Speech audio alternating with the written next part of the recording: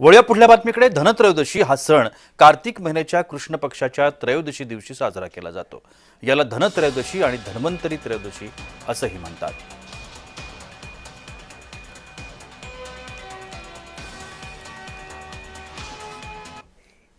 धन्वंतरी जे आहे ते आमच्या आरोग्याचे आणि आयुर्वेद आणि यजुर्वेदमध्ये ज्यांच्या महत्त्वाच्या मुख्य भाग असते असे प्रकारचे आमचे दैवत आहे आणि त्यांच्या धनत्रयोदशीला आम्ही पूजा करतो.